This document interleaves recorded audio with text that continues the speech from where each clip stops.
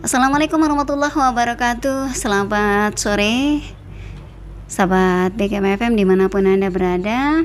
Senang banget di hari ini kembali saya menemani Anda lewat Syar'i, Senandung Nasyid dan Berita Islami. Untuk edisi siar di hari Sabtu gelaran ke-20 bulan Mei ya 2023. Dan sahabat BKM FM, setiap hari Sabtu kita hadirkan narasumber untuk menambah wawasan kita. Dan ini kita bahas juga khusus yakni ngebahas kitab Nasha'ihul Ibad karangan dari Imam Ibnu Hajar Al-Asqalani bersama Ustaz Yusril Utomo. Assalamualaikum Ustaz. Waalaikumsalam warahmatullahi. Sehat tadi ya? Insyaallah, alhamdulillah. Oke, sahabat BKM FM, tidak terasa kita sudah di makalah ke-4 dari bab yang ke-5. Jadi ada 5 poin yang nanti dibahas di sore hari ini, dan mudah-mudahan isi dari poin-poin tersebut bisa bermanfaat untuk kita semuanya. Dengan banyaknya pengetahuan yang kita dapatkan, kita harapkan nanti yang kita lakukan ibadah kita itu berdasarkan ilmu, Ustaz ya. Insyaallah. Amin. Baik, sahabat BKM FM, kami juga mengundang Anda di 0735481800 atau juga WA 081172410800. Dan acara ini persembahan dari LPPL Radio BKM FM dan Dinas Kominfo Kabupaten Aceh Timur. Langsung saja kita akan kupas satu persatu dari 5 poin yang ada di bab ke-5, terutama makalah yang ke-4. Silakan Ustaz. Terima kasih Mbak Ocha, jazallah. Sayyidana Muhammad dan anna kharang jazallah. Sayyidana Muhammad dan anna mahu ahlu. Assalamualaikum warahmatullahi wabarakatuh. Waalaikumsalam warahmatullahi wabarakatuh. Alhamdulillahil qail fi kitabihil karim. A'udzu billahi minasyaitonir rajim. Qalu subhanaka la ilma lana illa ma 'allamtana innaka antal alimul hakim. Wassalatu wassalamu ala sayyidina Muhammadinil qail man nasiya sholata alayya nasiya tariqal jannah wa ala alihi wa ashabihi wa mawala la haula wa la quwwata illa billah. Wa ba'du, pendengar BKM, lama tidak menyapa, yang aktif sekali Mbak, sering bertanya kan banyak, tetapi ada juga yang nggak bertanya tapi aktif Mbak. Saya sapa seperti Bu Harto.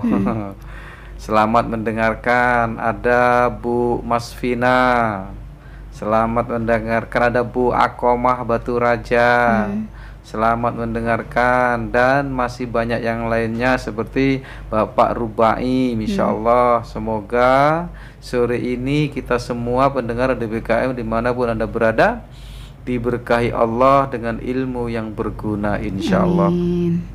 Seperti biasa kita akan baca Al-Fatihah satu ulang agar ilmu kita yang kita dapatkan setiap Sabtu sore memberkahi hidup kita, dan juga muassalah kepada muallif hadal kitab, dan yang insya Allah pada akhir hayat kita menjadi orang yang termasuk mati dengan husnul khotimah. Amin. Dan nanti di akhirat di dalam surga bersama muallif hadal kitab insya Allah kita ketemu insya Allah. Al-hadhini as-salih wa muallif hadal kitab wa alamana wa bi salafuna salihun ajarakumullah. Al-Fatihah. A'udzubillahi minasyaitonir rajim. Bismillahirrahmanirrahim. Alhamdulillahirabbil alamin arrahmanirrahim maliki yaumiddin. Iyyaka na'budu wa iyyaka nasta'in ihdinas siratal mustaqim siratal ladzina an'amta 'alaihim ghairil maghdubi 'alaihim waladdallin. Baik pendengar DBKM dimanapun Anda berada, Al-Maqalah Ar-Rabi'ah, makalah yang keempat dari bab Al-Khumasi. An Abi Bakrin As-Siddiq radhiyallahu an, dari Abu Bakar As-Siddiq semoga Allah meridainya. Adz-dzulumatu khamsun minal asya wasuruju bidhammataini jam'u sirajin laha khamsun. Jadi kegelapan itu kata Abu Bakar As-Siddiq ada 5, dan di dalam 5 kegelapan itu ada as-suruj. Surut itu adalah cahaya atau sinar atau penerang. Jadi dia lebih umum dibandingkan dengan misbah. Kalau misbah itu condongnya kepada lampu, kalau nur itu kepada cahaya. Jadi banyak betul di dalam bahasa Arab tentang penerangan.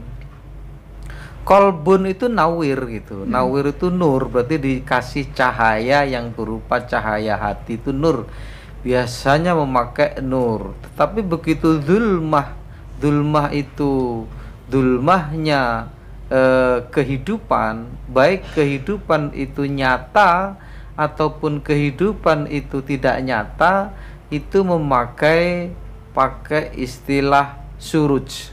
Suruj itu jam'u min sirojin, yang artinya penerang. 5 kegelapan juga ada 5 penerangnya.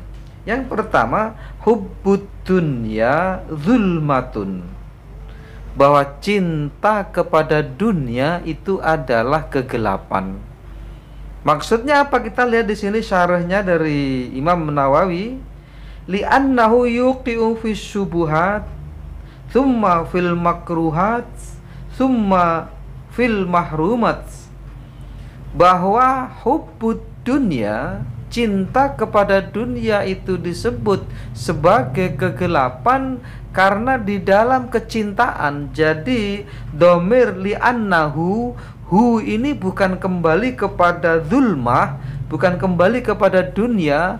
Kalau dunia itu ha, kenapa ha? Karena dunia itu meskipun kelihatannya dia itu isim mudzakkar, tapi dunia itu isim muannas. Maka di sini kembalinya kepada hubbunnya, kecintaan. Maka karena sesungguhnya kecintaan kepada dunia itu akan menggelincirkan ke dalam kubangan syubhat. Kita tahu bahwa syubhat itu adalah perkara yang remang-remang. Dan Rasul telah menggambarkan, dan sering kita mendengar dari seorang kiai, seorang ustadz, seorang ajengan yang mengatakan bahwa al halal bayin wal haram bayin, yang halal jelas, yang haram jelas, fabainahuma mustabihat, dan di antara halal dan haram ini terdapat perkara yang syubhat atau remang-remang. Kita tidak akan bahas itu hadisnya panjang banget. Nanti digambarkan bagaimana seorang yang menggembala kambing, yang kambing itu ketika digembala di tempat yang terlarang, maka nanti gembalaannya akan condong kepada hal yang haram. Akan dia masuk tergelincir kepada yang haram. Begitu juga hati. Nah, lalu kemudian tsumma fil makruhat, hubbud dunya itu akan menggelincirkan kepada makruhat. Makruhat itu perkara yang makruh. Makruh itu ditinggalkan dapat pahala. Kalau dikerjakan sebenarnya tidak apa-apa. Tetapi ini perkara yang juga jelek sebenarnya, karena ditinggalkan itu lebih baik.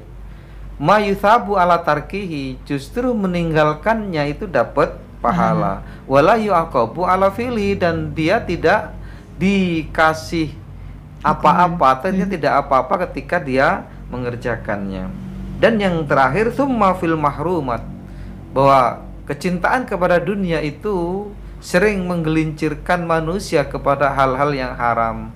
Kalau sudah cinta kepada jabatan, dan kecintaan ini melebihi nalar batinnya, nalar akalnya, nalar kemampuannya, maka dia akan menerjang H3, halal, haram, hantam. Begitu juga orang yang mencintai harta, yang kecintaannya itu melebihi nalarnya, melebihi kemampuannya, melebihi pikirannya, maka juga dia akan menembus perkara yang H3 tadi, halal, haram, hantam. Pun juga kecintaan kepada wanita.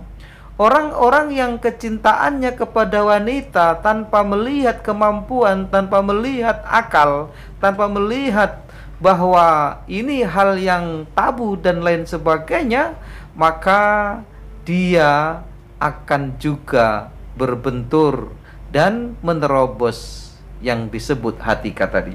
Pendengar BKM dimanapun Anda berada, Rasulullah SAW bersabda dalam kitab ini, hubbud dunya ra'su kulli khoti'atin, bahwa cinta kepada dunia itu adalah umaknya, kalau wong sini bilang. Apa umaknya? Induk. Induk dari segala kesalahan. Itu cinta kepada dunia. Rawahu al-Baihaqi anil Hasan al-Basri qala al-Ghazali.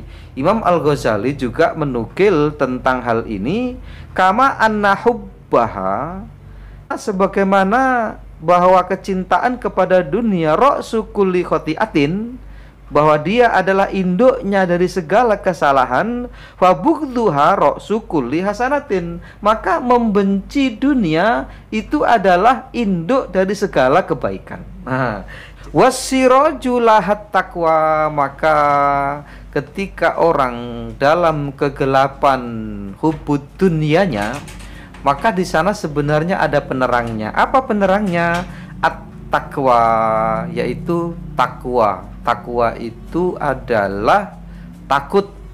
Takutnya bukan takut tidak dapat jabatan, takutnya bukan takut karena tidak dapatnya harta, takutnya bukan karena tidak dapat jatah dunia, tapi takutnya kepada Allah Subhanahu wa ta'ala. Akan lahir dari takwa ini orang-orang yang muttaqin, ittaku dan lain sebagainya. Maka sampai digambarkan, ya ayyuhalladzina amanu taqullah, ittaku, hai orang-orang yang beriman bertakwalah. Artinya orang yang beriman ini ada yang enggak bertakwa. Orang yang beriman ada yang derajatnya hanya beriman saja, belum takut. Karena pengejauhan tahan dari takut kepada Allah itu berarti menjalankan segala perintahnya dan menjauhi segala larangannya. Ketika orang belum mampu meninggalkan segala larangan dan mengerjakan segala perintah, maka dia belum dikategorikan atau belum diderajatkan sebagai orang yang muttaqin. Mungkin baru orang yang beriman saja, beriman bahwa ada Allah tapi dia nggak sholat, beriman bahwa ada Muhammad Rasulullah tapi dia nggak sholat, beriman nanti ada hari akhir tapi dia nggak sholat, beriman ada malaikat, ada kitab yang diturunkan sebagaimana kitab samawi disebutkan. Dia beriman ada Al-Quran, dia beriman ada kitab Zabur, dia beriman ada kitab Injil, tetapi dia tidak ngefek dari imannya. Kenapa? Karena dia belum bertakwa. Makanya ketika manusia dalam kegelapan hubbud dunia, bisa tersinari dengan takwa dia. Takwa dalam artian adalah takwa yang sebenarnya, yakni menjalankan segala perintahnya dan menjauhi segala larangannya. Ruya annahu sallallahu alaihi wasallam qol, diriwayatkan dari Nabi sallallahu alaihi wasallam, ia bersabda, innaka lam tada syai'an tika Allahi azza wa jal illa a'taka khairan minhu. Sesungguhnya tidaklah engkau meninggalkan sesuatu dan meninggalkan sesuatu itu karena takut kepada Allah Azza wa Jal, kecuali Allah akan memberikan kepadamu kebaikan atau akan memberikan kepadamu yang lebih baik dari yang engkau akan lakukan. Misal begini maksud hadis ini, pendengar DPKM dimanapun Anda berada. Jenengan seneng banget yang namanya zina, tetapi jenengan enggak melakukan zina karena takut kepada Allah, maka nanti Allah akan ganti di akhirat lebih dahsyat, lebih bagus, lebih unggul dibandingkan dengan yang engkau akan dapatkan di dunia ini. Misal di lingkungan semua orang korupsi, tetapi jenengan tidak korupsi karena takut kepada Allah, maka nanti di akhirat Allah akan ganti kecintaan harta itu melebihi apa yang engkau harapkan di dunia ini. Misal semua lingkungan kita korupsi 1 miliar, maka sebenarnya ketika kita tidak korupsi 1 miliar, maka Allah akan ganti lebih dari 1 miliar itu. apakah nanti Allah ganti itu di dunia ataupun nanti di akhirat. Bahkan sebenarnya banyak keterangan menjelaskan pada kita bahwa ketika kita berbuat baik di dunia ini, amal soleh yang kita lakukan itu sesungguhnya ada paralel di akhirat. Malaikat sedang membangun istana untuk kita. Saat kita bersedekah untuk anak yatim, sesungguhnya malaikat sedang menyiapkan tempat untuk kita. Saat kita bertahajud malam, sesungguhnya saat itu malaikat sudah mulai menyiapkan tempat untuk kita. Tetapi tidak kita sadari hal yang demikian itu. Kenapa? Karena ketika kita bertahajud, ketika kita meninggalkan maksiat, ketika kita beramal soleh, kok karena takut kepada Allah, maka sesungguhnya Allah akan ganti lebih dari apa yang kita lakukan di dunia ini. Itu maksud dari hadis itu insya Allah. Kemudian rawahul Imam Ahmad wa Nasai. Kemudian yang kedua, wa dzanbu dzulmatun wasiraju lahu taubatu.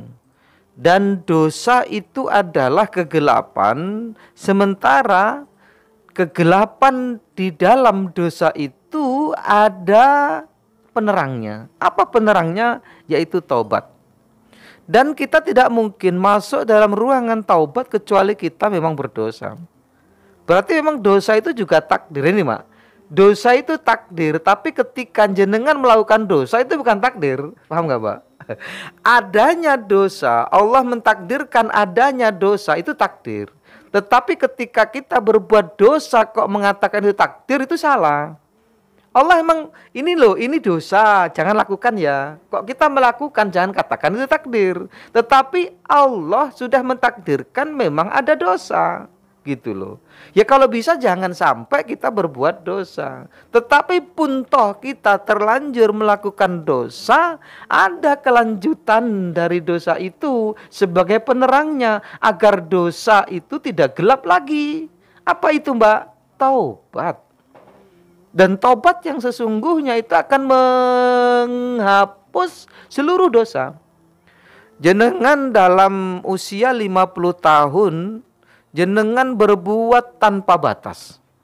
Ya zina, ya main judi, ya minum minuman keras, nggak pernah sholat, nggak pernah berbuat baik kepada tetangga, nggak pernah sedekah. Pokoknya hidupnya Masya Allah luar kendali, di luar kendali, tanpa kendali agama. Misal nih, begitu tahun yang ke-51 dari usia jenengan bertobat, maka sesungguhnya yang 50 tahun ke sana itu tidak ditulis, Mak. Bahwa taubat itu membuka lembaran baru, buku baru, catatan baru. Itu bagi orang yang memang punya kesempatan, tetapi banyak orang yang nggak punya kesempatan. Baru berpikir tentang tobat, nanti sajalah tobatnya kalau sudah tua. Belum tua mati. Usia 30 mati, banyak nggak, Pak? Banyak, lagi di puncak-puncaknya karir.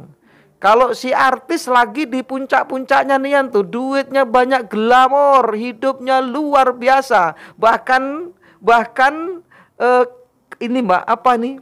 Kulitnya diasuransikan, Mbak. Sakingnya kulitnya itu nggak boleh tergoras sedikit pun. Ketika nanti tergoras itu asuransi yang bayarnya biar kembali lagi. Saking banyak duitnya. Jangankan mobilnya, kulitnya diasuransikan. Mandinya itu nggak pakai mandi kayak kita, mandinya pakai aqua, Mbak, pakai air zam-zam kalau perlu. Beli air zam-zam, seperti itu gambarannya orang yang terlalu banyak duitnya. Makan itu nggak mau makan yang harus masak, nggak perlu, Mbak, nggak perlu masak lagi.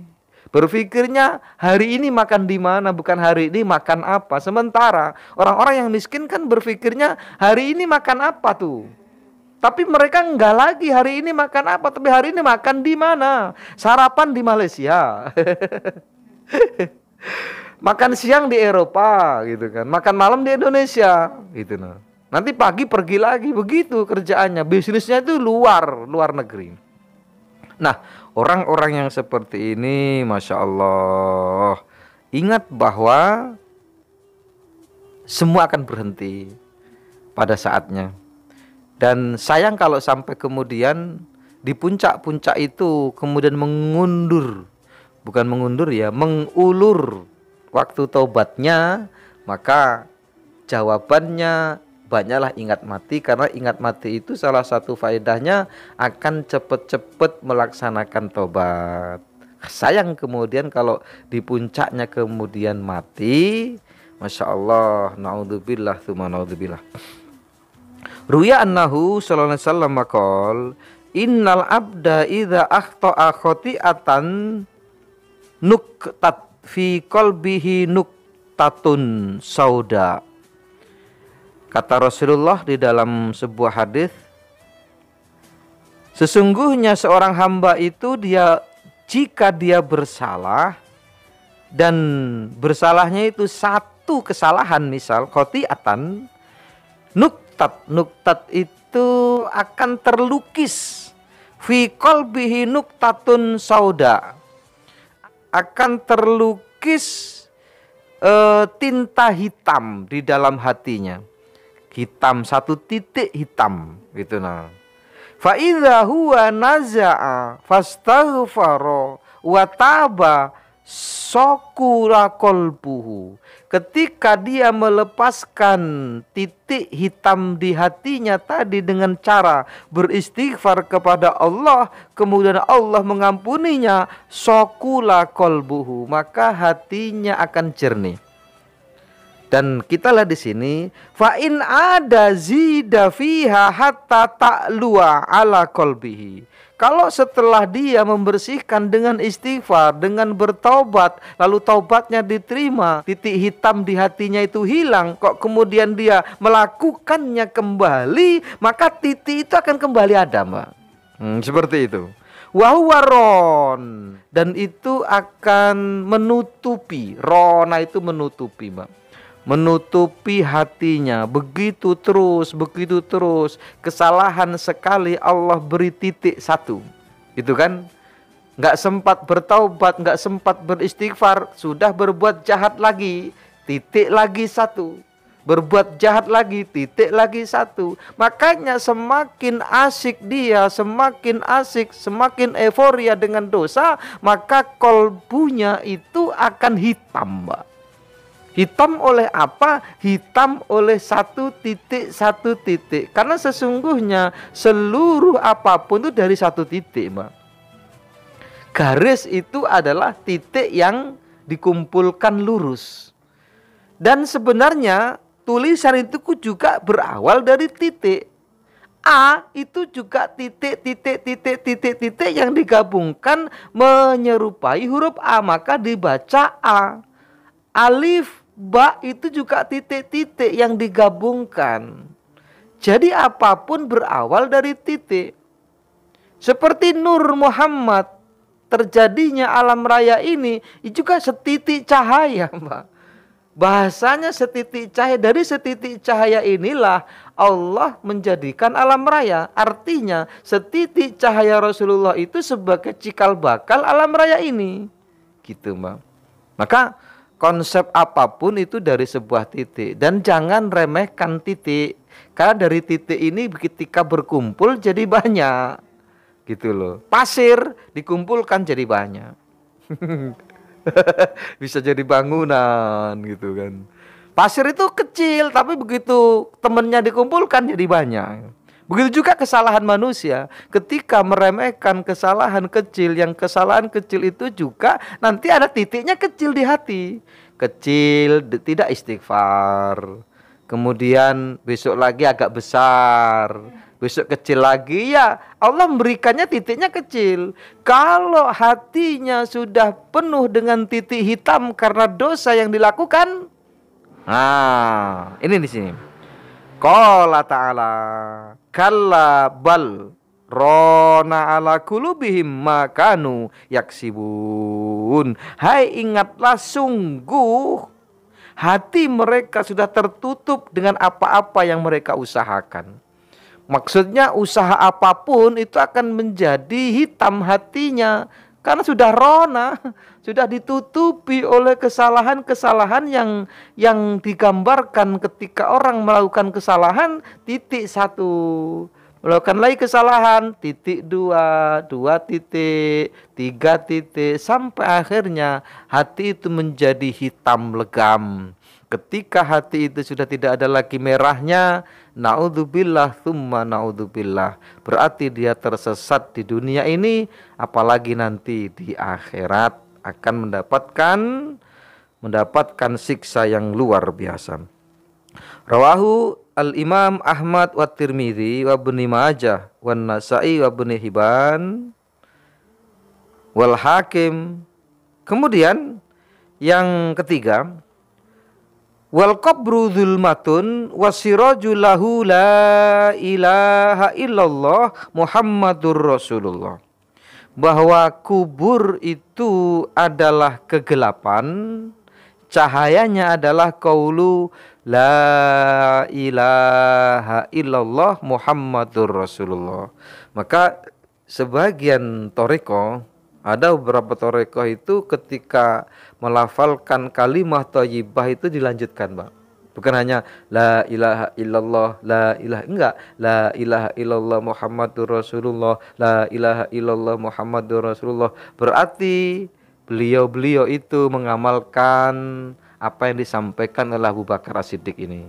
Dan ini ada beberapa yang melakukannya. Jadi enggak hanya la ilaha illallah, atau nanti ditutup dengan Muhammadur Rasulullah. Kalau kita kan setelah la ilaha illallah berapa kali Muhammadur Rasul, ditutup dengan itu. 100 berbanding dengan 1. Tetapi ada yang benar-benar dibaca semuanya. Ruwiya annahu sallallahu alaihi wasallam qol, sesungguhnya Rasulullah SAW bersabda, innallaha ta'ala harrama 'alan nari man qala la ilaha illallah yabtaghi biha wajhallahi ta'ala. Bahwa sesungguhnya Allah itu mengharamkan manusia atas neraka pada dirinya yang mengatakan la ilaha illallah yabtaghi biha wajhallah ta'ala. Dan dia mengatakan la ilaha illallah itu hanya mengharapkan wajah Allah saja. Insya Allah sementara itu ketika nanti tidak ada yang bertanya, kita akan lanjutkan, Mbak. Baik, sahabat BGM FM dimanapun Anda berada.